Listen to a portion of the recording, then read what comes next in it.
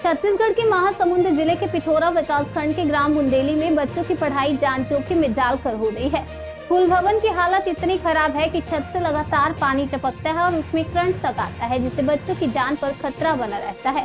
स्थानीय लोगों का कहना है कि भवन मरम्मत के लिए राशि स्वीकृत हो चुकी है और भवन का ऊपरी हिस्सा तोड़ दिया गया, लेकिन पूर्व सरपंच और सचिव द्वारा अब तक काम शुरू नहीं कराया गया। बच्चे छत से टपकते और गिरने की कगार पर पहुंचे जर्जर कमरों में बैठकर पढ़ाई कर रहे हैं। ये हाल सिर्फ बुंदेली तक सीमित नहीं है। पिथौरा विकासखंड के अधिकतर प्राइमरी, मिडिल और हाई स्कूलों की यही स्थिति है।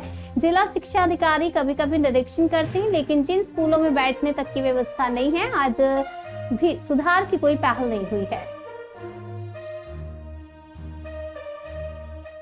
लता ठाकुर, प्रधान पाठक, शासकीय बालक प्राथमिक शाला बुंदेली में 2022 से प्रधान पाठक के पद पर कार्यरत हूँ।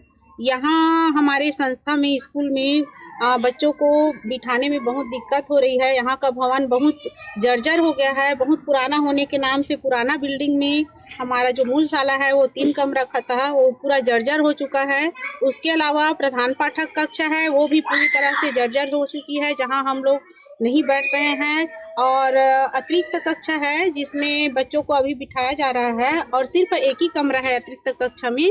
तो यहाँ पर बच्चों को बिठाने में बहुत तकलीफ हो रही है और बिल्डिंग जो है पूरी तरह से जर्जर हो चुकी है।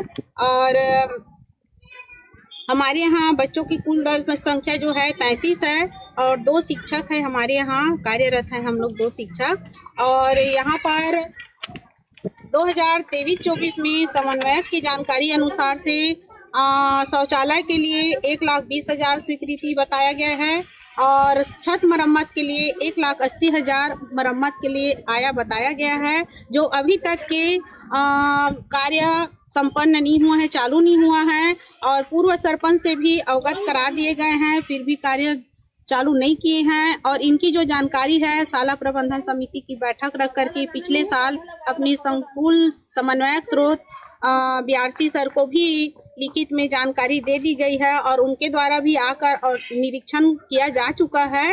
और यहाँ पर स्थिति इस साल इतना दयनीय स्थिति है कि बच्चों को एक ही कमरा में बिठाने के लिए हम लोग विवश हैं और इसमें बच्चों को पढ़ाने में बहुत दिक्कत हो रही है, जिसके लिए मैं शासन प्रशासन से मांग कर रही हूँ कि तत्काल इस स्थिति के लिए जायजा ले और नए भवन तत्काल स्वीकृत करने की कृपा करेंगे।